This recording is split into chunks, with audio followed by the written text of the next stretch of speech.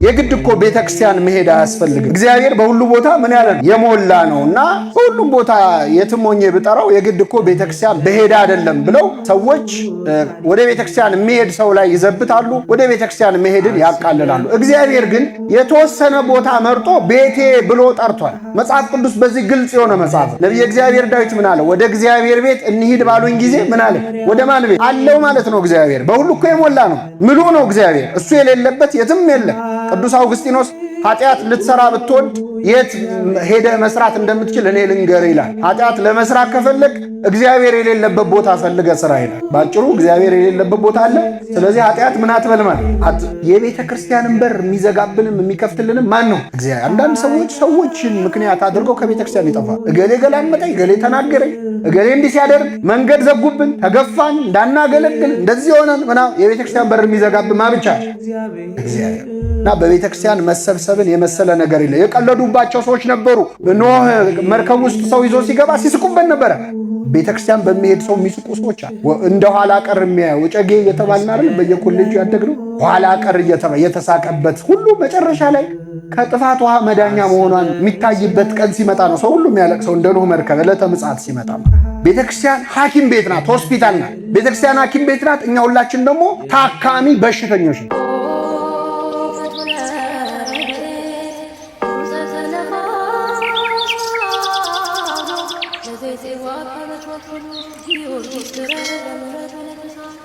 በስመ አብ ወወልድ ወመንፈስ ቅዱስ አሐዱ አምላክ አሜን። እናማት በስመ አብ ወወልድ ወመንፈስ ቅዱስ አሐዱ አምላክ አሜን። በስመ አብ ወወልድ ወመንፈስ ቅዱስ አሐዱ አምላክ አሜን። ክቡራን አበው ካህናተ ቤተክርስቲያን፣ መምህራን፣ ምዕመናን፣ ምዕመናት በእግዚአብሔር ሰላምታ እንደምናመሻችሁ አሜን። ምሕረቱን ቸርነቱን አብዝቶ በእድሜያችን ላይ የዛሬዋን ዕለት ይችን ሰዓት ጨምሮ በቸርነቱ ቅዱስ ቃሉን እንድንሰማ ስሙን እየጠራን እንድናመሰግነው በቤቱ የሰበሰበን የአባቶቻችን አምላክ ልዑለ ባሕርይ እግዚአብሔር ስሙ የተመሰገነ ይሁን። እግዚአብሔር አምላካችን በቀሪው ሰዓት ከመካከላችን እንዲሆንልን፣ እንዲያስተምረን፣ እንዲመክረን ቅዱስ ፈቃዱ ይሁንልን። እግዚአብሔር በወደደው ሲያስተምረን የቆየውና ከኔ ቀድሞ እዚህ ቆመው ንጽሐ ጠባይ ያላደፈባቸው ይላል የቤተ ክርስቲያናችን መጽሐፍ። የተፈጥሮ ንጽህናቸው ያልጎደፈ ሕፃናት ሲያስተምሩን ነበር። በእነሱ አድሮ ያስተማረን አምላካችን ስሙ የተመሰገነ ይሁን። በሚኖረን አጭር ጊዜ በሐዋርያት ሥራ ምዕራፍ 11 ከቁጥር 26 ላይ በሚገኝ ኃይለ ቃል ተነስተን እንማራለን። እግዚአብሔር አምላካችን በቸርነቱ እንዲያስተምረን ቅዱስ ፈቃድ ይሁንልን። የትምህርታችን ርዕስ በቤተ ክርስቲያን ተሰበሰቡ የሚል ይሆናል። እስኪ በሉ በቤተ ክርስቲያን ተሰበሰቡ። የሐዋርያት ሥራ ምዕራፍ 11 ከቁጥር 26 ላይ ነው። ይህንን ርዕስ ለዛሬ ትምህርታችን መነሻ ያደረግነው ሁላችሁም እንደምታውቁት በዚህ ሰዓት እየተካሄደ ያለ ስብሰባ አለ አይደለም? በቤተ ክርስቲያን ወይስ የወጣቶች የአፍሪካ ወጣቶች? ሌላ ስብሰባ አለ። ለእኛ ለኦርቶዶክሳውያን በጣም ትልቅ ትርጉም ያለው ስብሰባ አለ። ምንድን ነው? የቅዱስ ሲኖዶስ ምልአተ ጉባኤ ነው። በዓመት 2 ጊዜ በግንቦት ርክበ ካህናትና በጥቅምት የሲኖዶስ ስብሰባ ቤተክርስቲያናችን የምታካሄድበት ወቅት ላይ ነው ያለነውና በዚህ ምክንያት የዛሬ 2000 ዓመት የተደረገ የሲኖዶስ ስብሰባን በተመለከተ የተነገረ ቃል ነው። ሐዋርያት ሥራ ምዕራፍ 11 ከቁጥር 26 ላይ በቤተክርስቲያን ዓመት ሙሉ ወይም 1 ዓመት ሙሉ በቤተክርስቲያን ተሰበሰቡ ብሎ ቅዱስ ሉቃስ ስለመጀመሪያዎቹ የቤተክርስቲያናችን ሊቃነ ጳጳሳት፣ ስለመጀመሪያዎቹ ፓትርያርኮች፣ ስለ አባቶቻችን ሐዋርያት ክርስቶስ ራሱ እጅ በመጫንም እፍ በማለትም ሀብተ ክህነትን በየደረጃው ሰጥቶ በመጨረሻ ለቤተክርስቲያን ጳጳሳት አድርጎ የሾማቸው በገዛ ደሙ የዋጃትን ቤተክርስቲያንን እንዲጠብቁ ሊቃነ ጳጳሳት አድርጎ በመንጋው ላይ የሾማቸው አባቶቻችን ሐዋርያት በሐዋርያት ሥራ ምዕራፍ 11 ላይ ሲኖዶስ አድርገው ተሰብስበው ለቤተክርስቲያንና ለምዕመናን የሚበጅ ውሳኔዎችን ተናግረዋል። ከዚያም ሐዋርያት ሥራ ምዕራፍ 15 ላይም ሌላ ሲኖዶስ እንደዚሁ ተሰብስቦ ቤተክርስቲያን በማህበር በመንፈስ ቅዱስና በሲኖዶስ የምትመራ መሆኗን የሚያሳይ ታሪክ ተጽፏልና በዚህ ተነስተን ስለ ቤተክርስቲያን አንዳንድ ነገሮችን እንማራለን። እግዚአብሔር አምላካችን በቸርነቱ እንዲያስተምረን ቅዱስ ፈቃድ ይሁንልን። እንግዲህ መጽሐፍ ቅዱስ ቤተክርስቲያን የሚለውን ቃል ሲጠቀም በተለያየ አገባብ ነው። የመጀመሪያው ቤተክርስቲያን ተብለን የምንጠራው እኛ ሁላችን ነን። እኛን ቤተክርስቲያን ብሎ ይጠራናል መጽሐፍ ቅዱስ። ይህን የሚያሳዩ ብዙ ጥቅሶች አሉ። ለምሳሌ ቅዱስ ጳውሎስ በአንጾኪያም ሲያልፍ ለቤተ ክርስቲያን ሰላምታ ከሰጠ በኋላ አለፈ ይላል። ለማን ሰላምታ?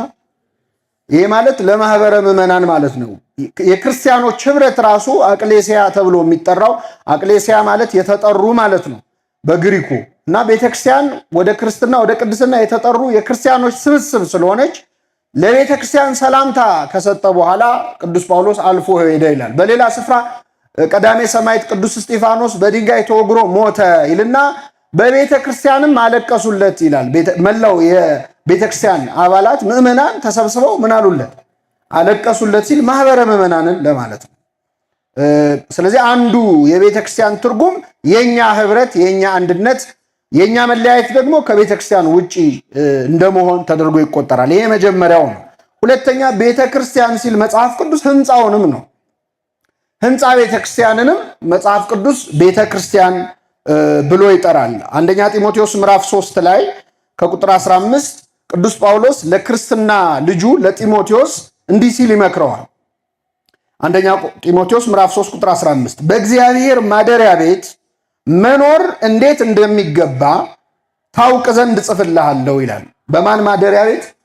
በእግዚአብሔር ማደሪያ ቤት። የእግዚአብሔር ቤት በሆነችው በእግዚአብሔር ማደሪያ ቤት መኖር እንዴት እንዳለብህ እንድታውቅ ጽፍልሃለሁ ይልና ቤቱም የእውነት አምድና መሰረት የሕያው እግዚአብሔር ቤተክርስቲያን ነው ይላል።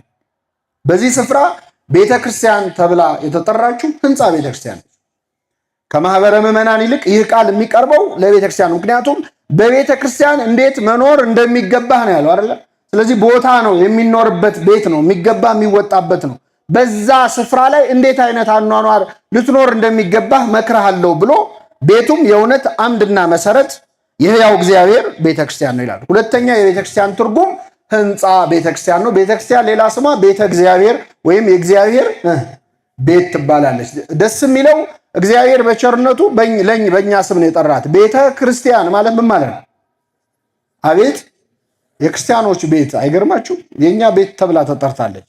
ለምን ካላችሁ ብዙ ምክንያት አለ። ቤተ ክርስቲያን ብሎ የጠራት ቤታችን እንደሆነች እንዲሰማን ነው። ሰው አሁን ቤተክርስቲያን ለመሄድ ጊዜ የለኝም አለ ማለት ወዴት ለመሄድ ጊዜ የለኝም እያለ ቤቱ አይገባም ማለት ነው። በአጭሩ መንፈሳዊ ጎዳና ተዳዳሪ እንበለው። አንድ ሰው ቤተክርስቲያን የማይመጣ ከሆነ መንፈሳዊ ስደት ላይ ነው ያለው። ቤቱ አይገባም። ቤት ለመግባት ጊዜ አናጣ። ምንም ቢሆን ዞሮ መግቢያችን ቤታችን ነች። እግዚአብሔር ቤቱን ቤተ ክርስቲያን ብሎ የጠራት ለክርስቲያን ሁሉ ቤቱ እንደሆነች እንዲሰማው። ይሄ የትህትናውን መጠን ነው የሚያሳየው። የእግዚአብሔር ቤት ደግሞ ተብሎ ተጠርቷል። ይህን ለምንድን ነው የምናነሳው? አንዳንድ ሰው የግድ እኮ ቤተክርስቲያን መሄድ አያስፈልግም፣ እግዚአብሔር በሁሉ ቦታ ምን ያለ ነው የሞላ ነው እና በሁሉም ቦታ የትም ሆኜ ብጠራው የግድ እኮ ቤተክርስቲያን በሄዳ አይደለም ብለው ሰዎች ወደ ቤተክርስቲያን የሚሄድ ሰው ላይ ይዘብታሉ፣ ወደ ቤተክርስቲያን መሄድን ያቃልላሉ። እግዚአብሔር ግን የተወሰነ ቦታ መርጦ ቤቴ ብሎ ጠርቷል። መጽሐፍ ቅዱስ በዚህ ግልጽ የሆነ መጽሐፍ ነው። ነቢየ እግዚአብሔር ዳዊት ምን አለ? ወደ እግዚአብሔር ቤት እንሂድ ባሉኝ ጊዜ ምን አለ? ወደ ማን ቤት አለው ማለት ነው። እግዚአብሔር በሁሉ እኮ የሞላ ነው፣ ምሉ ነው እግዚአብሔር። እሱ የሌለበት የትም የለም። ቅዱስ አውግስጢኖስ ኃጢአት ልትሰራ ብትወድ የት ሄደህ መስራት እንደምትችል እኔ ልንገር ይላል። ኃጢአት ለመስራት ከፈለግ እግዚአብሔር የሌለበት ቦታ ፈልገ ስራ ይላል። ባጭሩ እግዚአብሔር የሌለበት ቦታ አለ። ስለዚህ ኃጢአት ምን አትበል ማለት ነው። በሁሉ ምሉ ነው እግዚአብሔር። ግን ደግሞ በረድኤት የሚገለጥባቸው ቦታዎች አሉ። የተወሰነ ቦታ መርጦ እንግዲህ ለትህትናውም ነው፣ ሁለተኛ ለነጻ ፈቃዳችንም ነው። አሁን እኛ እግዚአብሔር በሁሉ የሞላ ነውና በሁሉም ቦታ ብቻ ይገኛል ተብሎ የተለየ ቦታ እንደ ቤተክርስቲያን ያለ ቦታ ባይኖር መርጠን መሄድ አንችልም። ለምን? እግዚአብሔር በሁሉ ምን ያለ ስለሆነ። ስለዚህ ነጻ ፈቃዳችንንም ኤክሰርሳይዝ ለማድረግ የምንችለው በተወሰነ ቦታ እግዚአብሔርን ለማግኘት የምንሄድበት ወደን ፈቅደን የምንሄድበት ነው። በጣም ግን የሚገርማችሁ ሰው ኃጢአት ሲሰራ እኮ እግዚአብሔር በሁሉ ቦታ ነው ይላል አይልም። ወደ ቤተክርስቲያን ሂድ ስትለው ነው እግዚአብሔር በሁሉ ቦታ ይሞላል ማለት የነበረብን ኃጢአት ስንሰራ ነበረ። ልክ እንደ ዮሴፍ ለዝሙት ጋብዛው ነበር የጲጥፋራ ሚስት አይደለ? መኝታ ቤት ውስጥ ድንገት ለዝሙት ጋበዘችው። እንዴት በእግዚአብሔር ፊት ኃጢአትን እሰራለሁ አለ። በማን ፊት? በዚያ መኝታ ቤት ሰው የለም፣ ግን ማን አለ? እግዚአብሔር አለ። መኝታ ቤቱም ቆልፈነው ሊሆን ይችላል፣ ሰው ላይኖር ይችላል፣ ምስክር ላይኖር ይችላል፣ ግን እግዚአብሔር አለ። በሁሉ ቦታ ይሞላ ነው። ሰው እንደውም ኃጢአት ሊሰራ ሲል ነው እግዚአብሔር ያየኛል ብሎ ማሰብ ያለበት። ግን እኛ ምንድነው የምናደርገው? ኃጢአት ስንሰራ ያላስታወስነውን አምላክ ወደ ቤተክርስቲያን መሄድ ሲሆን ግን ምሉ ነው በሁሉ ቦታ ማለት በእውነት እጅግ የተሳሳተ ነው። እስቲ እነዚህን ጥቅሶች ተመልከቷቸው። ሁለተኛ ዜና ምዕራፍ 7 ከቁጥር 16 ላይ እግዚአብሔር በአንድ ቦታ ላይ ራሱን እንደሚገልጽ እንዲህ ሲል ተናግሯል። ለሰሎሞን ነው ቃል የገባለት። ሰሎሞን ቤተ መቅደስ ሰራ፣ ተንበርክኮ ጸለየ። ሰማይ ከሰማይ በላይ ያለውም ሰማይ አንተን ሊይዝህ አይችልም፣ እኔ የሰራሁልህ ቤት ምንኛ ያንስህ ይሆን ብሎ መጀመሪያ ይቅርታ ጠየቀ። ምክንያቱም የቱንም ያህል ካቴድራል ቤተክርስቲያን ብንሰራ ለእግዚአብሔር ይመጥነዋል? አይመጥነውም በጣም እና ምን አለ? ሰማይና ከሰማይ በላይ ያለው ሰማይ ሰባቱ ሰማያት አንተን ሊይዙህ አይችሉም፣ እኔ የምሰራልህ ቤት ምንኛ ያንስህ ይሆን? ግን እባክህ በቸርነትህ አቤቱ ወደ ረፍት ተነስ፣ አንተና የመቅደስ ታቦት ወደዚህ ከታቦትህ ጋር ወደዚህ መቅደስ ጌታ ሆይ ግባ ብሎ ተንበርክኮ ለመነ ሰሎሞን። እግዚአብሔር እንዲህ ሲል መለሰ፣ በዚህ ስፍራ ለሚጸለይ ጸሎት አይኖቼ ይገለጣሉ አለ። በየት ስፍራ? በዚህ ስፍራ ለሚጸለይ ጸሎት አይኖቼ ይገለጣሉ፣ ጆሮቼም ያደምጣሉ። ስሜ ለዘላለም በዚያ ይኖር ዘንድ ይህን ቤት መርጨዋለሁ አለ። ቀድሼዋለሁም፣ አይኖቼና ልቤም ዘወትር በዚያ ይሆናሉ አለ። የእግዚአብሔር አይኑ የእግዚአብሔር ልቡ በቤተ መቅደሱ ውስጥ እንደሚሆን ራሱ እግዚአብሔር ተናግሯል። ለዚህ ነው አሁን ቤተክርስቲያናችን አሁን ቀረ እንጂ የከተማ አብያተ ክርስቲያናት በጥንቱ ስርዓት መቅደስ ላይ የሰጎን እንቁላል ይደረጋል አይደለ? ጉልላት ላይ ለምንድን ነው የሚደረገው? ሰጎን እንቁላል ከጣለች በኋላ አይኗን አትነቅልም ከእንቁላሉ እስኪፈለፈል ድረስ። እግዚአብሔርም ከቤተ ክርስቲያን አይኑን አይነቅልም። አይኔም ልቤም ዘወትር በዚህ ስፍራ ይሆናል። እዚህ ቦታ ላይ መጥተው ለሚጸልዩት ጸሎት ምላሽ እሰጣለሁ ብሎ ቃል ስለገባ ነው የሰጎን እንቁላል የምታደርገው ቤተክርስቲያን። በእኛም በግብፅ ቤተክርስቲያንም ይደረጋል እና በተወሰነ ስፍራ እግዚአብሔር በረድኤት ራሱን ይገልጣል። በሁሉ የሞላ ቢሆንም ግን ደግሞ በቦታ የተወሰነ። አሁን በሳይንስ እንየው ብንል ለምሳሌ እኛ ውሃ እንጠጣለን፣ ግን የምንተነፍሰው አየር ውስጥ ውሃ አለ የለ? ኬሚስትሪ የሆነባቸው የምንተነፍሰው አየር ውስጥ ውሃ አለ የለ? አለ።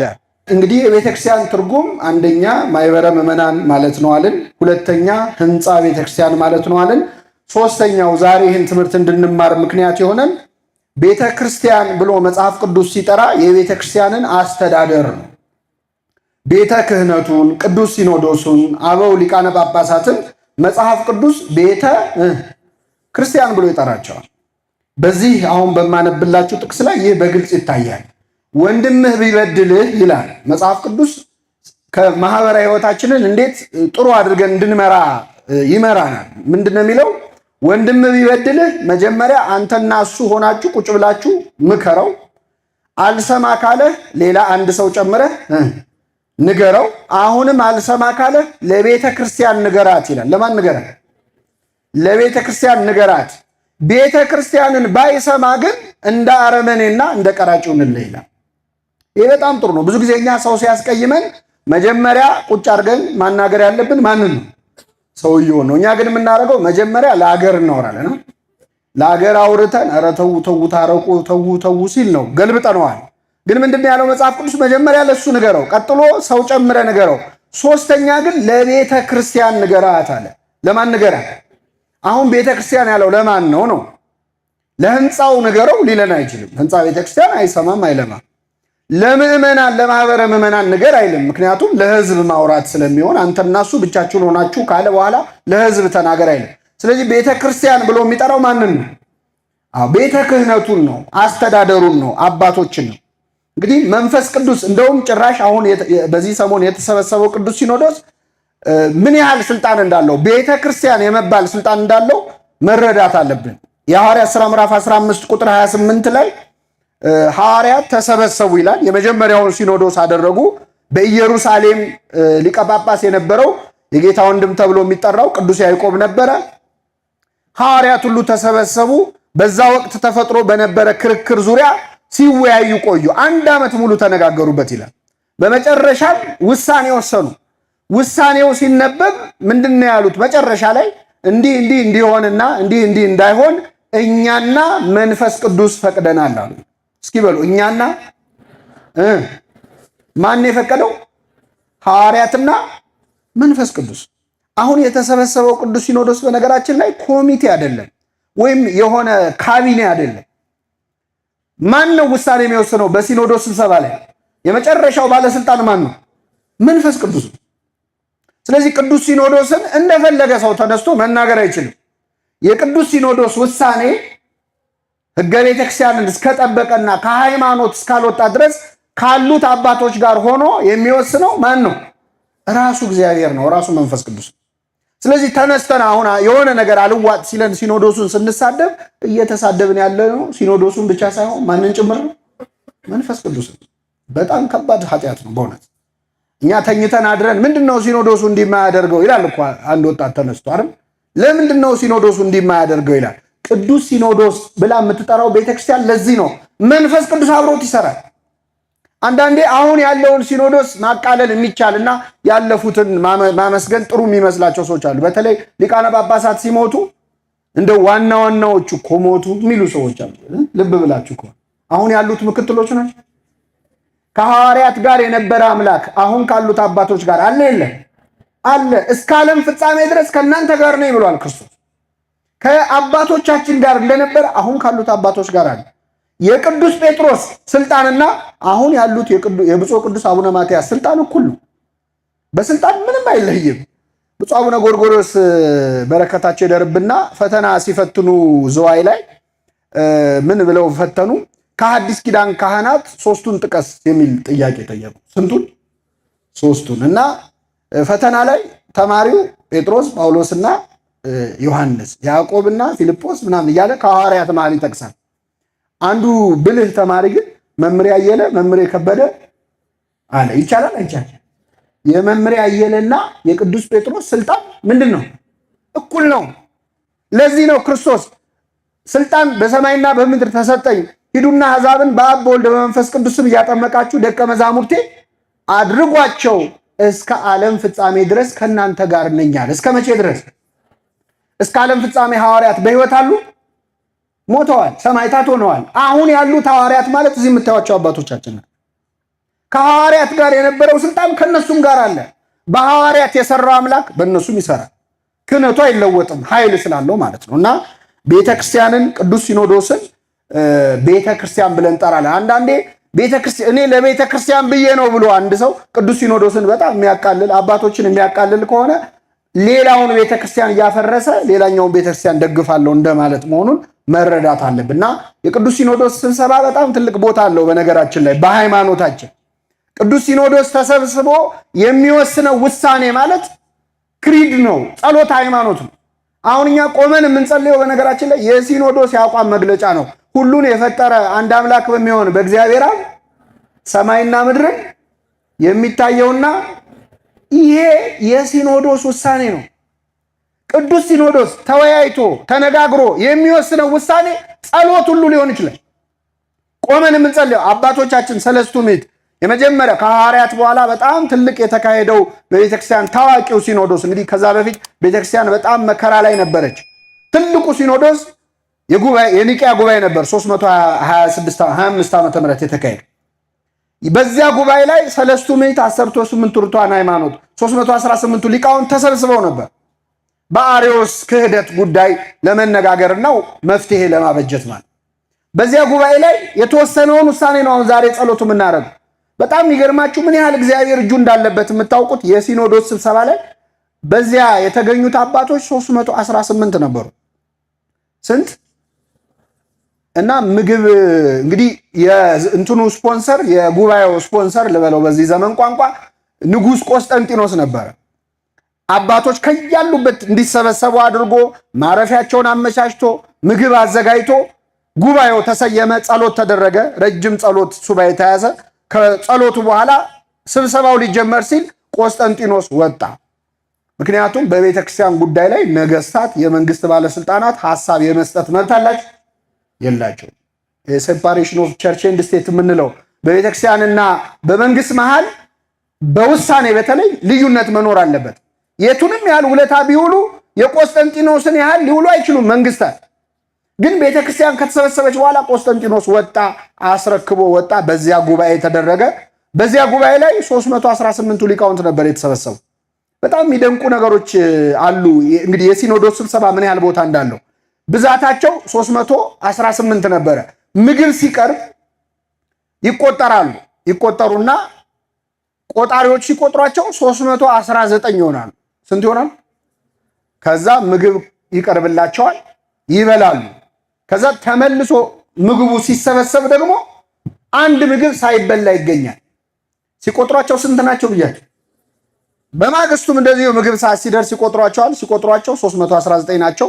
ምግብ ከተበላ በኋላ ሲሰበሰብ አንድ ምግብ ሳይበላ ይገኛል። መጨረሻ ላይ ለካ እየተረፈ ያለው በዚያ ጉባኤ ላይ 319ኛ ሆኖ ማን ይገኝ ነበር? መንፈስ ቅዱስ ራሱ እግዚአብሔር ክርስቶስ ይገኝ ነበር። በዚያ ጉባኤ ላይ የአርዮስን ክደት ለማውገዝ ነው የተሰበሰቡት። ክርስቶስ አርዮስ ከባሕርይ አባቴ ከአብ ከባሕርይ ሕይወቴ ከመንፈስ ቅዱስ ለየኝ ብሎ በተናገረው ቃል መሰረት ስለሆነ የተሰበሰቡት መንፈስ ቅዱስ በዚያ ጉባኤ ላይ ነበረ። በመንፈስ ክርስቶስ ደግሞ በአካል ተገኝቶ አብሮ ይቆጠር ነበር። በእያንዳንዱ የቅዱስ ሲኖዶስ ስብሰባ ላይ መንፈስ ቅዱስ አለ፣ አብ አለ፣ ወልድ አለ። ስለዚህ መንፈስ ቅዱስ የሚገኝበት ጉባኤ ነበር። በዚያ ጉባኤ ላይ በጣም የሚገርማችሁ የተገኙት ቅዱሳን አባቶች፣ ሌላው በጣም አስገራሚው ነገር አብዛኞቹ የአካል ጉዳተኞች ነበሩ። የአካል ጉዳተኛ ለምን ሆኑ? ከዚያ ቀድሞ ቤተክርስቲያን 300 ዓመት ሙሉ ሰማዕትነት ስትቀበል ነበር። ዘመነ ሰማዕታት ነበረ። ቆስጠንጢኖስ እስኪመጣ መከራ ያልደረሰበት ሰው የለም እና አብዛኞቹ አካላቸው የጎደለ ወይ አይናቸው የጠፋው እግራቸው የተቆረጠ ብዙ ቅዱሳን ነበሩ። እንግዲህ ምን አይነት እንግዲህ የአካል ጉዳተኞች ቤተክርስቲያን ነበረች የመጀመሪያዊቱ ቤተክርስቲያን። የሆነ ነገር ያልደረሰበት አባት አታገኙ። ከሁሉም ግን በዚያ ጉባኤ ላይ በጣም ብዙዎች የተደነቁበት ቅዱስ ቶማስ ዘመርአስ የሚባል አባት ነበር። ቅዱስ ቶማስ በዘመነ ሰማዕታት እያንዳንዳቸው ጨካኝ ነገስታት እየተነሱ እንግዲህ የተለያየ አይነት የማሰቃየት ነገር ያደርጉ ነበር በክርስቲያኖች ላይ። ቅዱስ ቶማስም ምንድን ነበር የሚያደርጉት? ክርስቶስን ካድ ይሉታል። አልክድ ካለ ዛሬ አንድ ጣቱን ይቆርጡታል። ነገ ሲመጡ ሌላ ጣቱን ይቆርጡታል። ጣቶቹን ሲጨርሱ እጁን ይቆርጡታል። በየቀኑ እየመጡ አንዳንድ አካል ይቆርጡት ነበር እና በመጨረሻ መቁረጥ የሚችሉትን ሁሉ ቆርጠው ከአንገቱ በስተቀር ሌላው በሙሉ እጁ እግሩ ተቆርጦ ሰሌዳው ብቻ ቀረ እና ወስደው በረሃብ ይሙቱ ብለው ጉድጓድ ውስጥ ጥለውት ነበር። እዚያ ጉድጓድ ውስጥ ሆኖ አንዲት ሴት እየመጣች ማታ እና ጧት እየመጣች ምግብ ትጥልለታለች። ያንን እየበላ ዘመነ ሰማዕታት እስኪያበቃ ድረስ ቆየ። በመጨረሻ ዘመኑ ካለፈ በኋላ እንግዲህ ከዛ አወጡት። ይሄ አባት 318ቱ ሊቃውንት ሲሰበሰቡ አብሮ የተሰበሰበው አንድ አባት እሱ ነበር እና ሲመጣ በዘንቢል ነበር የያዙት መንቀሳቀስ ስለማይችል እና ወደዚያ ጉባኤ ሲገባ አባቶች ሁሉ እየሄዱ ቁስሉን ይሳለሙ ነበር። ምክንያቱም የዚህ አባት ቁስል የእሱ ቁስል ሳይሆን የቤተክርስቲያን ቁስል ነው። እሱ የቆሰለው ስለ አንዲቷ ቤተክርስቲያን ስለ አንዲቷ ሃይማኖት ነበር። በረከቱን ያሳድርብን። በጣም ብዙ ቅዱሳን የተገኙበት ብዙ በረከት እና የሲኖዶስ ውሳኔ የሲኖዶስ ስብሰባ ማለት አሁን እኛ ዛሬ ከሊቃነ ጳጳሳቱ ጋር ተናንቀን ብዙ ክፉ ደግ እንናገራለን እንጂ እነሱ ተሰብስበው ወስነው ያወጡት መግለጫ ማለት ቆመ የምትጸልየው ጸሎት ሃይማኖት። በዚህ ደረጃ ነው ቅዱስ ሲኖዶስ በጣም ስልጣን ያለው። ይህንን በልቡናችን ይሳልብን። አንድ ሁለት ሶስት ነገሮች ስለ ቤተክርስቲያን ልናገርና ሰዓታችንን ለመቆጠብ የዛሬ ትምህርታችንን እናበቃለን።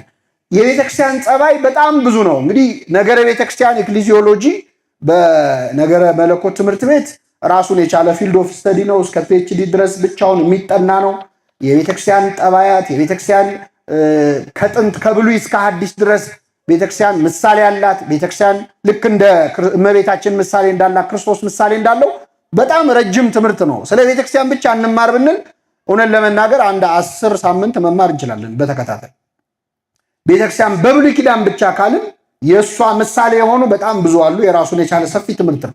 የቤተክርስቲያን ጠባያት ደግሞ አትሪቢዩትስ ኦፍ ዘ ቸርች፣ ካራክተሪስቲክስ ኦፍ ዘ ቸርች ተብሎ ደግሞ ለየብቻ የቤተክርስቲያን ጠባይ በእያንዳንዱ ትምህርት ሊሰጥ ይችላል። እኔ ለዚህ ላለነው ዘመን እንደው አንድ ሁለት ቁም ነገሮች ልንገራቸው። የመጀመሪያው ቤተክርስቲያን የብዙሃን እናት ናት። እስኪ በሉ የምን እናት? የብዙዎች እናት ናት ቤተክርስቲያን። እመብዙሃን ትባላለች። እመቤታችንን ነው አይደል የለመድነው፣ ማርያም እመብዙሃን። እመቤታችንና ቤተክርስቲያን በጣም ይመሳሰላሉ። በብዙ ነገር ነው ጎን ለጎን ናቸው። ቤተክርስቲያን እመቤታችንን መምሰል ነው የምትሞክረው። በነገራችን አርአያው አድርጋ ነው የምትቆጥራት። እመቤታችን በድንግልና ነው የወለደችው፣ ያለ ወንድ ዘር በመንፈስ ቅዱስ ነው የወለደችው። ቤተክርስቲያንም እኛ ሁላችንን የወለደችን በምንድን ነው? በመንፈስ ቅዱስ ከውሃና ከመንፈስ ነው የወለደችን። እመቤታችን እናትም ድንግልም ናት። ቤተክርስቲያንም እናትም ድንግልም ትባላለች። ምክንያቱም እኛም በመውለዷ ክብሯ ድንግልናዋ ምን አይልም አይፈርስ። ማይተመ ድንግልናዋ ሳይፈታ ብዙ ልጆች የምትወልድ ነች ቤተክርስቲያን። ልብ አድርጉ። ቤተክርስቲያን ሙሽራውም ነች፣ የክርስቶስ ሙሽራ ነች፣ ልጁም ነች። ልክ አዳም ከጎን ተኝቶ ሳለ ከጎኑ አንዲት አጽም ወስዶ እግዚአብሔር ያችን አጥንት ሴት አድርጎ ሰራት ይላል። አዳም በተኛ ጊዜ የሁላችን እናት ሔዋን እንደተገኘች ሁለተኛው አዳም ክርስቶስ በመስቀል ላይ በሞተ ጊዜ የሁላችን እናት ቤተ ክርስቲያን ተገኝታለች። ከጎኑ በፈሰሰው ምን ውሃና ደም ጥምቀት ማለት የሁላችን እናት ጥምቀት ተገኝታለች። ስለዚህ ቤተ ክርስቲያን የሁላችን ምንድን ነች? እናት ነች። ሁላችንም ደግሞ የቤተ ክርስቲያን ምኖች ነን? ልጆች ነን። ማን ነው የበኩር ልጇ የቤተ ክርስቲያን አይባልም። ሁላችንም የበኩር ልጆች ማለት የቤተ ክርስቲያን የልጅ ልጅ ልጅ ልጅ እየተባለ ሄደ።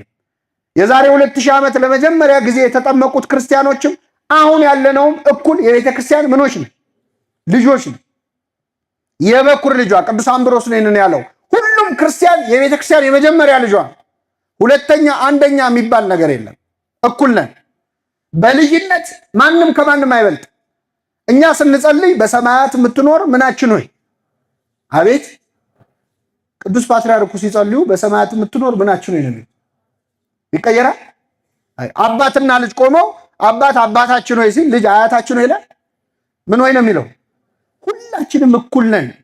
የእኩል ልጅነት ነው። ይሄ ማለት ምን ማለት መሰለህ? በቤተ ክርስቲያን ጉዳይ የበለጠ ባለመብት የሆነ ሰው የለም። ሁላችንም እኩል እንጠየቃለን። ሁላችንም የቤተ ክርስቲያን ምኖቿ ነን? ልጆቿ ነን። የምታበላልጠው የለም። የእንጀራ ልጅ የለም፣ የልጅ ልጅ የለም፣ የቅርብ የሩቅ የሚባል ነገር የለም። ሁላችንም ለቤተ ክርስቲያን የበኩር ልጆቿ ነን። ቤተ ክርስቲያን የብዙሃን እናት ናት።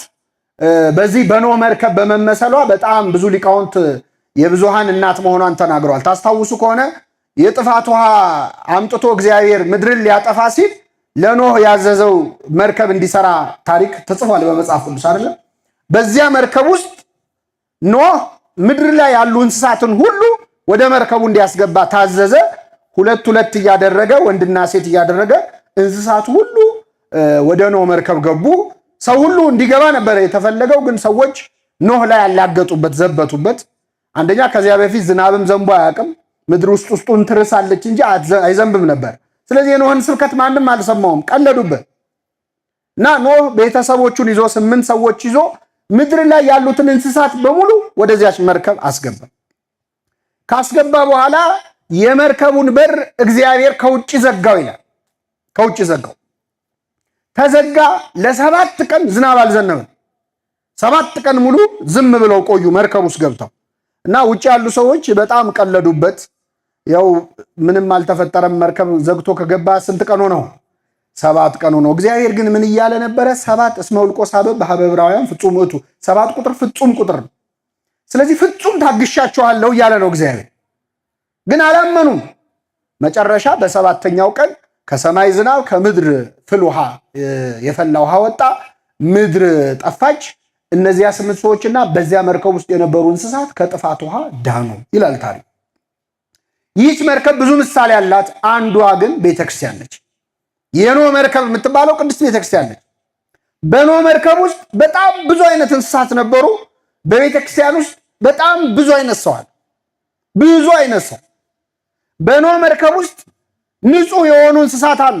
የሚበሉ እንስሳት አሉ። እንደ በግ ያለ፣ እንደ ፍየል ያለ፣ እንዲበሉ የተፈቀደ እንስሳት አሉ።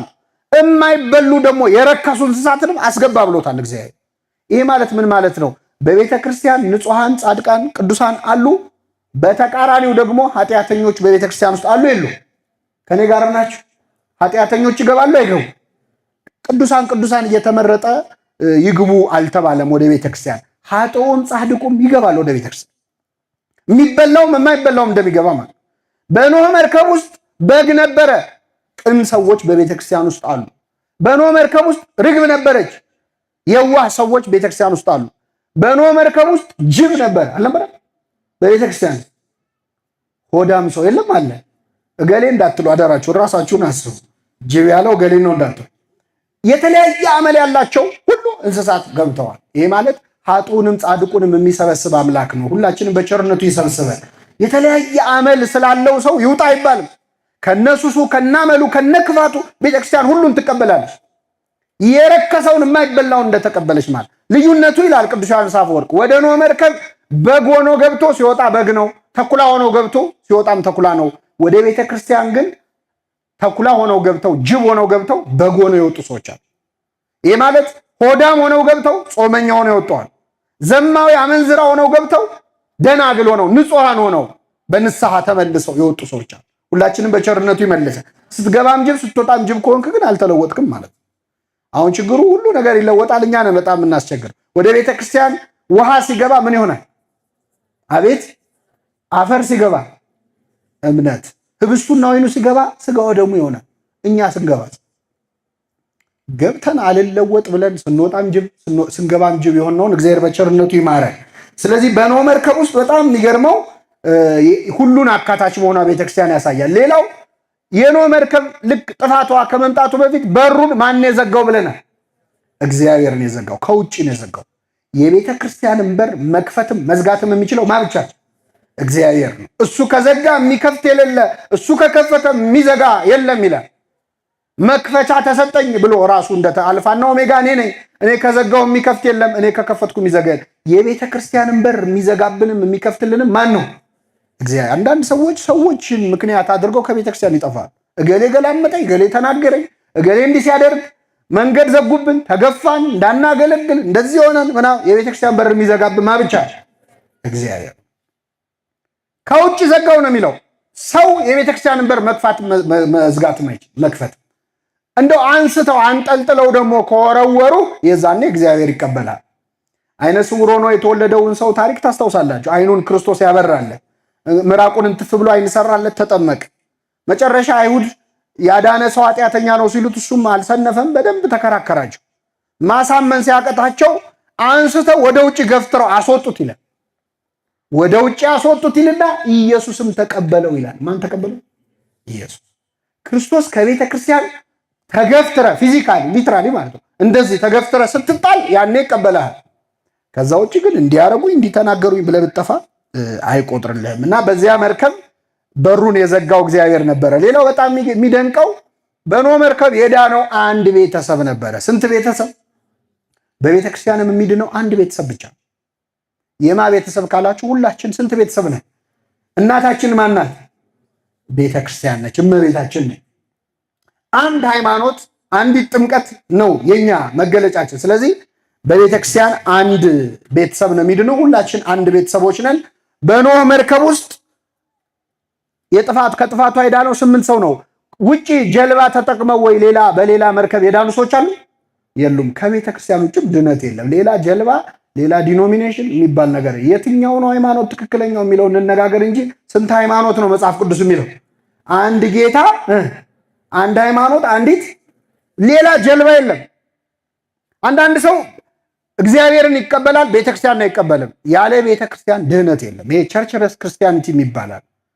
ክርስትናውን ይወደዋል፣ ቤተክርስቲያንን አይወዳት።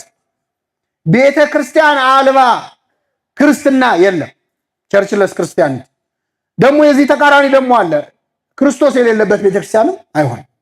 ሁለቱም ልክ አይደሉም። እና በኖህ መርከብ ከጥፋቷ እንደዳነው ሁላችን የምንድንባት መርከብ ቅድስት ቤተክርስቲያን ናት። ሁላችንን በቤተክርስቲያን የሰበሰበን አምላክ የምንድንባት ያድርገን። መርከብ ውስጥም ሆኖ መጥፋት ደግሞ እንዳይመጣ። አሁን የኛ ለየት ያለ እኮ ነው። እነሱስ ከጥፋቷ ነው፣ የኛ እኮ የዘላለም ነው። ከወጡ በኋላ አዲስ ምድር ይመጣል ብለው ነው። እኛ የምንጠብቀው ግን መንግስተ ሰማያትን ነው። ይሄኛውን ካጣ ነው መመለሻ የለም። እና በቤተክርስቲያን መሰብሰብን የመሰለ ነገር የለ። የቀለዱባቸው ሰዎች ነበሩ። ኖህ መርከብ ውስጥ ሰው ይዞ ሲገባ ሲስቁበት ነበረ። ቤተክርስቲያን በሚሄድ ሰው የሚስቁ ሰዎች አሉ። እንደኋላ ቀር የሚያየው ጨጌ እየተባልን አይደል በየኮሌጁ ያደግነው። ኋላ ቀር የተሳቀበት ሁሉ መጨረሻ ላይ ከጥፋት ውሃ መዳኛ መሆኗን የሚታይበት ቀን ሲመጣ ነው ሰው ሁሉ የሚያለቅሰው፣ እንደ ኖህ መርከብ ዕለተ ምጽአት ሲመጣ ማለት። ስለዚህ ሁላችን እግዚአብሔር በቸርነቱ ይሰብስበን። ቅዱስ ዮሐንስ አፈወርቅ ደግሞ ከኖህ መርከብ ውጪ ቤተክርስቲያንን ሐኪም ቤት ናት አለ። ምንድነች? ሐኪም ቤት ነች። እንደውም ቅዱስ ዮሐንስ አፈወርቅ ቤተክርስቲያን ሐኪም ቤት ናት እንጂ ፍርድ ቤት አይደለችም ይላል። ቤተክርስቲያን ሐኪም ቤት ናት፣ ሆስፒታል ናት። ቤተክርስቲያን ሐኪም ቤት ናት። እኛ ሁላችን ደግሞ ታካሚ በሽተኞች ነን። እንግዲህ በሽታው ደግሞ እንደየደረጃው ይለያያል። በጣም ጽኑ በሽታ ያለበት ሰው ማለት ጽኑ ኃጢአተኛ ነው። ደግሞ ቀለል ያለው በሽታ ደግሞ ቀለል ያለ ኃጢአተኛ ነው። ይሄ ማለት ምንድነው? አንዳንዴ ቃለ እግዚአብሔር በተለይ ወደ ቤተክርስቲያን ቀረብ ብለን ወንጌሉን ሰምተን ልባችን ድንጋይ የሆነ ሰዎች አለ፣ ምንም የማይመስለን። ይሄ ማለት ባክቴሪያ አለ፣ ሆስፒታል አካባቢ ያለ ባክቴሪያ አለ። በጣም መድኃኒት ሬዚስት የማድረግ ችሎታ አለ። ምንም አይነት መድኃኒት ብትለው ማስታገሻ ብትለው አይሰማም። ለምን? መድኃኒቱ ምን ብሎታል? ይሄ ማለት ቃለ እግዚአብሔር ስንሰማ ኖረን ምንም የማይመስለን ልባችን ለመሰበር የሚያስቸግር ደግሞ በትንሽ የሚድኑ ሰዎች አሉ። ግን ሁላችንም በእግዚአብሔር ፊት በሽተኞች ነን። ቅዱስ ጎርጎርዮስ ዘንዚናዙ ደግሞ እኔ ከሐኪም ስራ የካህን ስራ በጣም የከፋ ነው ይላል። በጣም አስቸጋሪ ነው። ሆስፒታል ሄደ ከሚያክሙ ሐኪሞች በላይ የካህናት ስራ በጣም አስቸጋሪ ነው ይላል ቅዱስ ጎርጎርዮስ ዘንዚናዙ። ክህነት ላለመቀበልም ያላረገው ሽሽት የለም። በግድ ነው አንቀው እንዲቀበል ያደረጉ ጎርጎርዮስን። እና ለምንድን ነው ክህነት መቀበል ያልፈለግከው ሲባል እኔ ሐኪም መሆን ይሻለኛል ካህን ከመሆንም። ምክንያቱም ይላል ሐኪም የሚያክማቸው በሽተኞች ከበሽታቸው ለመዳን ይፈልጋሉ አይፈልጉም? ይፈልጋሉ። ካህን የሚያክማቸው ምዕመናን ግን ለመዳን አይፈልጉም። አይተባበሩም። ለድህነታቸው ትብብር አያደርጉም። እዚህ ጋር አሞኛል፣ እዚህ ጋር ይወጋኛል፣ በዚህ ገብቶ በዚህ ወጥቶ ብለው በሽተኞች ያስረዳሉ። ካህናት ፊት ግን ቀርበንኛ ኃጢአታችንን እንናገራለን። ቅኔ አይደል የምናረገው? ንስሐ አባት ፊት ቀርቦ እኮ ውስብስብ ያለ ንስሐ ይገባል። የእሱን ቅኔ ማን እንደሚፈታ እግዚአብሔር ይወቅ። አንዳንድ ሰው ብልጣብልጥም ለመሆን በቃ አባ ባጭሩ እኔ ኃጢአት የተባለውን በሙሉ ምን ብያለሁ ሰርቻለሁ። ያው ያውቁት የለ አባይ ሆስፒታል ሄደ ባጭሩ እኔ በሽታ የተባለውን በሙሉ ታምሜያለሁ ትላለህ ይባላል። ይሸቀሽቀኛል፣ ይወጋኛል አይደል? ምንድን ነው በሽታውን የደበቀ ምን የለውም። ኃጢአቱን የሚሰውር ደግሞ አይለማም። የሚናዘዛትና የሚተዋት ግን ምሕረትን ያገኛል። አንተባበርም። ሌላው ቅዱስ ጎርጎርዮስ ይላል ሐኪም ፊት የሚቀርቡ በሽተኞች አንተ ጤነኛ ነህ እንዴ ብለው ከዶክተሩ ጋር አይጣሉ። አሁን ዶክተር ፊት ቀርቦ መጀመሪያ አንተ ጤና እስቲ ይረጋገጥ አንተ ጤነኛ ነህ የሚል ሰው አለ? ካህናት ግን እንላለን። መጀመሪያ እሳቸው ማን ናቸው? ምን ቄስ አለ ዛሬ እንላለን እኮ። የኃጢአተኛ ትዕቢተኛ መፈወስ የሚፈልግ ሰው ትትና ያለው። ስለዚህ ካህናት ይላል ቅዱስ ዮሐንስ አፈወርቅ ደግሞ ይቀበለውና ስለዚህ ካህናት ራሳቸውን ከሐኪም በላይ ማድረግ አለባቸው። ቢቻል የሐኪም ያህል አለዚያ ከሐኪም በላይ ማድረግ አለባቸው። ሐኪም ቁስል ሲያክም በጣም የሚያቃጥል መድኃኒት ሊቀባ ይችላል አይደል? ካህናት ሊገስጹን ይችላል። የሚያቃጥለው መድኃኒት ግን ኪውር የሚያደርግ የሚፈውስ ነው እንጂ አንተን ለማሰቃየት ብሎ አይደለም ሐኪም የሚቀባ። ካህናት ቢገስጹን፣ ቢኮሳተሩ፣ ቢቆጡን የኛን የኃጢአት ቁስል ነቅሎ ለማውጣት ነው። እንደዛ አድርገህ ተረዳው። ካህኑ ግን ቀስ እያለ ወመገስጽ ይኩን ከመማዕትም ወጽኑ አቃል የሚገስጸው ካህን የሚቆጣ ይሁን፣ ንስሐ ልጆቹን አያስበርግጋቸው። ባይሆን መድኃኒት የሚቀባ ሰው እፍ እያለ ቀስ ብሎ እያባበለ እንደሚቀባ ቀስ አድርጎ ይቀባቸው እና ይረዳቸው ደግሞ ይላል። በሌላ ስፍራ ቅዱስ ዮሐንስ አፈወርቅ የካህንን ስራ ሲናገር የሕክምና ስራውን ሕዝቅኤል 44:10 ላይ ካህናት ጸጉራቸውን አይቆረጡ የሚል አለ። ጸጉራቸውን አይላጩ ወይም ደግሞ ጸጉራቸውን አያሳድጉ ይከርከሙ የሚል አለ። ልክ እንደኔ ማለት ነው። ካህናት ጸጉራቸውን ምን አይበሉ? እየሰማችሁ ነው? ምን አይበሉ? አይላጩ። አንድ ሁለተኛ ምን አይበሉ? አያስረዝሙ። ምን ያድርጉት? ይከርከሙ። አሁን እግዚአብሔር የኛ ጸጉር አቆራረጥ አሳስቦት አይደለም። ቅዱስ ዮሐንስ አፈወርቅ ይህን ሲተረጉመው ይላል ጸጉር ከራስ ላይ አይደለም የሚበቅለው፣ የሰዎችን አስተሳሰብ ህሊና ነው የሚመለከተው። ካህን ጸጉሩን አይላጭ ማለት የምዕመናንን ምድራዊ ፍላጎቶችና ሐሳቦች ጨርሶ አልሰማም የሚል መሆን የለበትም። ምንም ነገር ስጋዊ ነገር አያስፈልግም ብሎ ምዕመናን ላይ ቀንበር የሚጭን መሆን የለበትም። ይሄ ማለት መላጨት ማለት ነው። ድካማቸውን የማይረዳ ስጋዊ ፍላጎታቸውን ሐሳባቸውን ኮንሲደሬት ያልሆነ በቃ የራሱ ጉዳይ የሚል አይሁን። እንዲህ ከሆነ ተላጨው ማለት ደግሞ አያሳድግ ማለት ከመጠን በላይ ለስጋዊ ሐሳባቸው ደግሞ ቦታ መስጠት የለበትም። ኃጢአት ሲሰሩ ምንም ችግር የለውም ያለ ነው አይዞ ማለት የለበትም። ባንተ አልተጀመረ ማለት ይሄ ከሆነ አሳደገው ማለት ነው ጸጉር። ስለዚህ ምን ያድርገው አለ ይከርክመው ማለት ስጋና ነፍሳቸውን ማዕከላዊ በሆነ መንገድ ያስተናግድላቸው ብሎ አስተምሯል። ጌታችን መድኃኒታችን ኢየሱስ ክርስቶስ ያደረገውን እናንሳና ወደ መጨረሻው ነጥብ እንመጣለን። ክርስቶስ ቤተ ክርስቲያንን እንዴት ማስተናገድ እንዳለብን አሳይቶናል። የዮሐንስ ወንጌል ምዕራፍ 2 ላይ ዮሐንስ ወንጌል ምዕራፍ 2 ላይ ቤተ መቅደስ ውስጥ ገባ ክርስቶስ። በቤተ መቅደስ ውስጥ በጣም የሚያስደነግጥ የሚያሳፍር ስራ ሲሰሩ አገኛቸው አይሁድን። ምንድነው ካላችሁ የንግድ ስራ እየሰሩ ነበረ።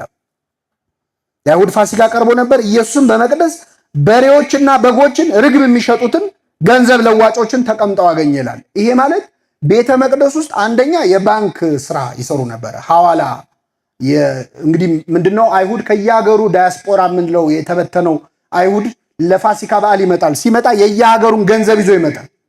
ስለዚህ ገንዘብ እየመጣ ለመለወጥ ባንክ ከመሄዱ ይልቅ እዚሁ ለምን አናገለግለውም ብለው ቤተ ክርስቲያን ውስጥ የባንክ ሰርቪስ ይሰጡ ነበር አይሁድ። ሁለተኛ በግና በሬ ይሸጡ ነበር። ለመስዋዕት የሚሆነውን በግ ይሸጡ ነበር። አይ ለመስዋዕት አይደለም ወይ ምን ችግር አለው ካላችሁ ችግሩ ምንድነው? አንድ ሰው ከሩቅ ሀገር በሬ ነድቶ መስዋዕት ሊያቀርብ ሲመጣ አይ ይሄ ለመስዋዕት አይሆንም፣ ባይሆን ይሄንን በሬ በበግ እንለውጥህና በጉን ትሰዋለህ ይሉትና የከሳውን በሬ ተቀብለው ያደልማሉ። ሌላው ግን ደህና በሬ ካመጣ ደግሞ በጣም ቅር ይላቸው ከዚህ እንዲገዛ ይፈልጋሉ። እና አይሁድ ቤተ መቅደሱን የበሬ ግሳት ያለበት የሚሸት በረት አስመስለውት ነበር። ርግብም ይሸጡ ነበር። እንግዲህ አቅም የሌለው ሰው ርግብ ነው መስዋዕት የሚያቀርብ። ይህን ሲያደርጉ ክርስቶስ ገባ። ምን አደረገ? የገመድ ጅራፍ አበጅቶ ይላል ሁሉን በጎችና በሬዎች ከመቅደስ አስወጣቸው ይላል። በጎቹና በሬዎችን ከመቅደስ ምን አላቸው? የለዋጮችን ገንዘብ አፈሰሰ፣ ገበታቸውንም ገለበጠ ይልና ርግብ ሻጮችን ይህን ከዚህ ውሰዱ፣ የአባቴን ቤት የንግድ ቤት አታድርጉት አላቸው። ክርስቶስ የወሰደው እርምጃ በጣም በውስጡ ትምህርት አለ። የመጀመሪያው በጎቹና በሬዎቹን ምን አደረገ? አስወጣ። ሻጮቹን አይደለም ያስወጣው። ምኖቹን? በሬና በጎቹ። ይሄ ማለት ኃጢአትህን ነው እንጂ አንተን አይደለም የሚጠራ። በሬዎቹን አስወጣ እንጂ ሻጮቹን ውጡ አላላቸው። ይህን ከዚህ ምን በሉ አውጡ ነው ያለ። ገንዘባቸውን ደግሞ አፈሰሰው። መቅደስ ውስጥ ነግደው ነፍሳቸው ከሚኮነን ገንዘባቸው ቢፈስ ይሻላል አይሻል? ይሻላል። ስለዚህ የሰው ነፍስ ከሚጠፋ ገንዘብ ቢጠፋ ይሻላል ብሎ ያምናል ክርስቶስ። ገንዘቡን አፈሰሰው። ርግቡን ደግሞ በጅራፍ አላለውም። ርግብ በጅራፍ ተብላ ትተርፋለች። ስለዚህ ከዚህ ምን በሉ አላቸው፣ ውሰዱ አላቸው። አሁን ላለንበት ዘመን ምንድነው ትምህርቱ? በቤተ ክርስቲያን ውስጥ በግ ነጋዴዎች አሉ፣ በሬ ነጋዴዎች አሉ፣ ርግብ ሻጮች አሉ። ምንድነው? የት ነው የት ደብር ነው በሬ ሲነገድ ያየኸው በግ ሲነገድ ያየኸው ካላችሁ በግ ነጋዴዎች ማለት በምዕመናን እምነት የሚነግዱ ማለት የዋሃን ምዕመናንን አማኝ መሆናቸውን ምዕመናንን አይተው ምዕመናን ላይ የሚጫወቱ ሰዎች አለምን የምትሉ ይላል ትንቢተ ኤርምያስ። ህልም አየን እያሉ ራእይ አየን እያሉ እንደዚህ ይሆናል ከ3 ወር በኋላ ዓለም ታልፋለች። እኔ በጣም እንደው እኛ ሀገር ፋክት ቼከር የለም። የትንቢት ፋክት ቼከር መኖር የለበትም። አሁን በጣም ብዙ ትንቢት እኮ ተነግሮ ነበር። አሁን 2015 ላይ ደርሰናል። አልደረስም? እንደው የሚጠይቅ የለም እንዴ? ኧረ ደርሰናል እንዴት ሆነ የሚል ነገር። ቴዎድሮስም አልመጣም፣ ትንሳኤውም አልመጣም። ፋክት ቼክ እንዴ! አንዳንዴማ ምን ያህል እንደናቁን የምታዩት ዩቲዩብ ላይ የሆነ ባንዲራ ለብሶ ምናምን የሆነ ሰው ይመጣና የዛሬ 3 ወር ዓለም ያልፋል ይልና ሰብስክራይብ አድርጉ።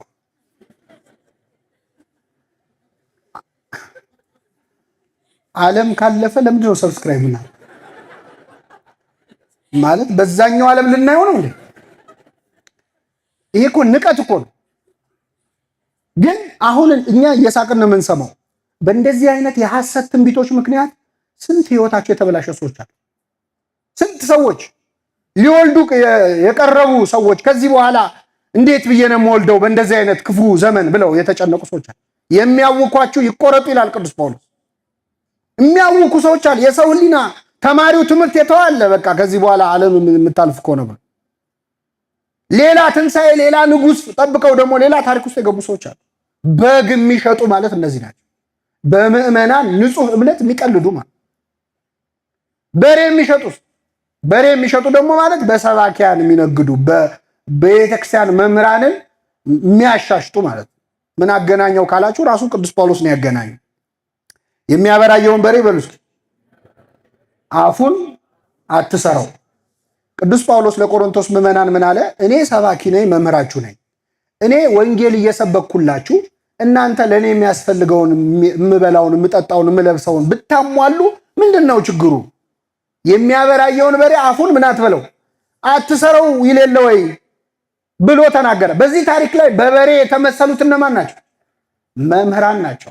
በሬ መሸጥ ማለት ደግሞ መምህራንን በመጠቀም መነገድ ማለት። ሶስተኛ ርግብ የሚሸጡ ናቸው። ርግብ የሚሸጡ ደግሞ በርግብ አምሳል የወረደውን የመንፈስ ቅዱስን ጸጋ የሚሸጡ ሰዎች ናቸው። ጥምቀቱን በገንዘብ ንስሐውን በገንዘብ ክህነቱን በገንዘብ ከይሁዳ አይሻሉም እነዚህ ሰዎች። ይሁዳ ከሶስቱ አካል አንዱን ወልድን በገንዘብ ሸጠው፣ እነዚህ ሰዎች ደግሞ ከሶስቱ አካል አንዱን መንፈስ ቅዱስን ይሸጣሉ። ሲሞን መሰሪ የሚባለው ሽጡልኝ ብሎ ሲጠይቅ ቅዱስ ጳውሎስ መንፈስ ቅዱስን ትሸጥ ዘንድ በገንዘብ እንሸጥልህ ዘንድ ሰይጣን እንዴት በልብ ገባ ያለው ማለት እና ክርስቶስ እንደ ጥሩ ሐኪም የሚወጣውን አስወጣ። ይህን ግን አስወጡ አላቸው። ጸቡ ከኃጢአተኞች እንጂ ከኃጢአተኞች ጋር አልነበረም። ሁለት ነገር ልንገራችሁና አበቃለሁ። ደከማችሁ? እንግዲህ ስለ ቤተክርስቲያን ካነሳን አይቀር ቤተክርስቲያንን ማክበር፣ ቤተክርስቲያንን መስማት የመጨረሻው ነጥብ ነው የዛሬ ትምህርታችን። ሁልጊዜም ቤተክርስቲያንን መስማት። ይሄን በሉ እስኪ፣ ሁልጊዜ ማንም መስማት፣ የቤተክርስቲያን አስተዳደርን፣ የቤተክርስቲያን ቅዱስ ሲኖዶስን መስማት መተኪያ የሌለው። ከማንም በላይ መስማት ያለብን ቤተክርስቲያን የምትለው። እንደዛ ቢሆን በጣም ብዙ ችግሮች ይፈታሉ። እንደዚያ ቢሆን በጣም ብዙ ወንበዴዎችም አይጫወቱም። ሁሌ ቤተክርስቲያን የምትለውን ብቻ መስማት። በጎን የተነገረ እዚህ ይላችኋል። የዛሬ 2-3 ዓመት የኢትዮጵያ ሕዝብ ሁሉ ዝንጅብል ራቱን የበላው ይላችኋል አይላችሁ? ኮቪድ እናጠፋለን ብለን ነጭ ሽንኩርት በዝንጅብል አልበላችሁ? ንስሐ ግቡ ሲባል እኮ አይሰማም። ለዝንጅብል ግን ታዟል። ሁሌ መስማት ያለብን ማለት ነው። ይሄስ ችግር የለውም። ዝንጅብልም ገብቶ የሆነ 1-2 ጥሩ ነገር ይሰራል። ምንም ችግር የለው። ከዚህ የከፋ ግን ብዙ ትእዛዝ አለ ከጎን የሚመጣ መምህር ገሌ ብሏል፣ አባ ገሌ ብሏል ተብሎ ሰዎች ቤተክርስቲያንን የማይሰሙ ግለሰቦችን የሚሰሙ። ሰዎችን የምንሰማው ከቤተክርስቲያን ጋር እስካሉ ድረስ ነው። አውግዛ ልትለያቸው ትችላለች። ቤተክርስቲያን አንድ ሰው ላይ ችግር አለበት ካለች አውግዛ ልትለይ ትችላለች። ተወገዙ ሲባል አንዳንድ ሰው ፍቅር ይኖረን እንዴት ዝም ብሎ ማውገዝ ምናምን ይላል። አንድ ሰው ለምሳሌ ቁስል ሰውነቱ ላይ ቢወጣበት ያ ቁስል በጣም ያመረቀዘ ቆይቶ መጨረሻ ወደ ካንሰር ሊለወጥ ካለ እጁ ላይ ከሆነ ቁስሉ እጁን ምን ማድረግ ነው ያለበት? ለምን ፍቅር አይኖረንም ይባላል? እንዴት እጅ ይቆረጣል? በደንብ ይሰራጭ እንጂ አይባልም። ቤተክርስቲያን ክደት አለበት ብላ የምታስበውን ሰው የምታወግዘው ፍቅር አታደርም። ለሌላው አካል ጥንቃቄ ነው። ለቀሩት ምዕመናን፣ ለቀረው ማህበር ጤንነት ሲባል ያንን አካል እያዘነች እያለቀሰች ታወግዘዋል። ሁሌ ቤተክርስቲያን መስማት ነው። የፈለገ ብንወደው ቤተክርስቲያን ካልወደደችው ማንንም መስማት የለብን። ቅዱስ ጳውሎስ እኛ ከሰበክንላችሁ ወንጌል የተለየ ወንጌል ማንም ቢሰብክ ይላል የሰማይ መልአክም ቢሆን የተወገዘ ይሁን ይላል። ማን ቢሆን? መልአክ እንኳን ቢሆን ማለት የመልአክ ያህል ንጹህ ቢሆን ቤተክርስቲያን ካወገዘችው ማንንም መስማት የለብንም። መጨረሻው ነገር በማያምኑ ፊት ቤተክርስቲያንን አለማስነቀፍ። 2 ጥቅሶች ይህንን ይናገራሉ። አንደኛው በምግባራችን ነው። መቼስ እቺ ኦርቶዶክሳዊት ቤተክርስቲያን የምትነቀፈው እንከን ኖሮባት አይደለም። በማን ምግባር? በእኛ ምግባር። አንድ ቦታ አገሩን ልቶ አንድ ሰው ይሞታልና ይሞትና አስከሬኑ ሊቀበር ሲል የት ይቀበር የሚለውን ለመለየት አንገቱ ላይ ቢፈለግ ማተብ የለም እና ሃይማኖቱ ምንድነው የሚለውን ሲያጣሩ መጨረሻ አንድ ሰው በልብ በመተማመን ኦርቶዶክስ ነው። ለምን ሲባል ይሄ ሰውዬ ወድቆ የተገኘው ሰክሮ ነው። ስለዚህ ያው ኦርቶዶክስ ነው። የኢትዮጵያ ቤተክርስቲያን ኦርቶዶክስ ቤተክርስቲያን ስከሩ ትላለች እንዴ? አትልም። መታወቂያ ሆነ ማለት የክርስቲያኖች መታወቂያ ስካር ነው። ንጽሕት የሆነችውን ቤተክርስቲያን በእኛ ምግባር እናስነቅፏል። በእኛ ሱስ፣ በእኛ አመንዝራነት፣ በእኛ ስካር ቤተክርስቲያን እንደዛ የምትል መንፈስ ይሙላባችሁ እንጂ በወይን ጠጅ አትስከሩ ነው። ስካር የምታስተምር ቤተክርስቲያን አለች። ራሱ እግዚአብሔር ምን አለ? በእናንተ ሰበብ ስሜ በአሕዛብ ዘንድ ይሰደባል። ስሜ ይሰደባል። ቤተክርስቲያንን ማስነቀፍ በማያምኑ ፊት በተለይ እናንተ እንዲያደላችሁ እንዴ እያሉ ቤተክርስቲያን የማትፈቅደውን ነገር አንዳንዱ ሰው እዚህም ሆኖ እንደፈለገ ሲጨፍር ሲበላ ሲጠጣ ይቆይና ከቤተክርስቲያን ሲወጣ አሁን ገና በራልኝ ቤተክርስቲያን ጠጣ ስትለው የኖረው ይመስል ስከር ያለችው ይመስል። ሌላው ቅዱስ ጳውሎስ ደግሞ በማያምኑ ፊት ምግባራችን ብቻ አይደለም። ቅዱስ ዮሐንስ አፈወርቅ ይቅርታ ምን አለ? እኔ የማስተምረውን ትምህርት ቅዱስ ዮሐንስ አፈወርቅ ሲያስተምር ያጨበጭቡለታል። ምመና አስተምሮ ሲጨርስ በጣም ትምህርቱ ጣዕም ስለነበረው ያጨበጭባሉ። መጨረሻ አንድ ቀን ምን አላቸው? በቃ ካሁን በኋላ አስተምሬ ሲጨርስ እንዳታጨበጭቡልኝ አደራችሁን። ባይሆን ትምህርቴ እንደገባችሁ በህይወታችሁ ኑሩትና እሱ ነው ለኔ ጭብጨባ አላቸው። ይሄን አስተምሮ ሲጨርስ አጨበጨቡለት። አይሰውም እና ምን አለ በዚያ ትምህርቱ ላይ እኔ የማስተምረውን ትምህርት አሕዛብ መጥተው አይማሩም፣ የእናንተን ህይወት ግን ያያሉ። የእናንተን ህይወት ሲያዩ ክፉ ከሆነ የኔም ትምህርት ክፉ ይመስላችኋል። ይሄ ማለት ምን ማለት መሰላችሁ? ሰዎች ኦርቶዶክስ ቤተክርስቲያንን በእኛ ህይወት ምክንያት ይነቅፏታል። ለምን? እኛ የምንኖረው እንዳስተማረችን ስለሚመስላቸው ማለት። ስለዚህ በማያምኑ ፊት በአሕዛብ ፊት ስሜ ይሰደባል ያለው ይህን ነው። የመጨረሻው ቅዱስ ጳውሎስ ደግሞ በማያምኑ ፊት ይደረጋልን? በጣም ልብ የሚነካ ቃል ተናግሯል። እችን ጥቅስ አብረን እንበል። ወንድም ወንድሙ ይከሳል፣ ይህ በማያምኑ ፊት ይደረጋልን? ምን በሚሉ ፊት? ኦርቶዶክሳውያን በአደባባይ ወጥተን እንካሰሳል፣ እንሰዳደባል። እንደውም የሌላ እምነት ተከታዮች ያስታርቁናል። አንተ ኧረ ተው እያሉ ከመምህራኑ ከአገልጋዮቹ ከሰባኪው ከዘማሪው ጀምሮ ምእመኑ ሁሉ እርስ በርስ ይጣላል። እገሊት የኪዳነ ምሕረት ልጅና እገሌ የገብርኤል ልጅ ይጣላሉ በየሶሻል ሚዲያ። ኦርቶዶክሳውያን ናቸው። የራሳችንን ጉዳይ ለራሳችን ማውራት አንችልም። ሌሎች ፍቅር ስላላቸው እኮ አይደለም በአደባባይ ሲጣሉ አናይም። ፍቅር ስላላቸው አይደለም። ኢሜጅ ቢልዲንግ የሚባል ነገር ያሳስባቸዋል። ምንም ልዩነት ቢኖራቸው አያጮሁት። ሰይጣንና ሰራዊቱ እንኳን እርስ በርሳቸው አይጣሉም።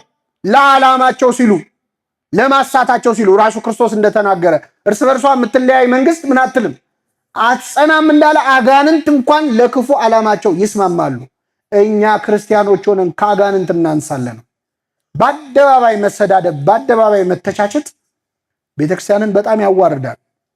አንዱ ከሌላው በላይ ተቆርቋሪ፣ አንዱ ከሌላው በላይ አሳቢ ሆኖ የመታየት ውድድር ማለት ነው። ገበያው ለምን ተረበሸ ቢሉ እኔ በልጥ ይባል እና እንዲህ ያለው ነገር የቤተክርስቲያንን ክብር በአደባባይ መጣል ነው።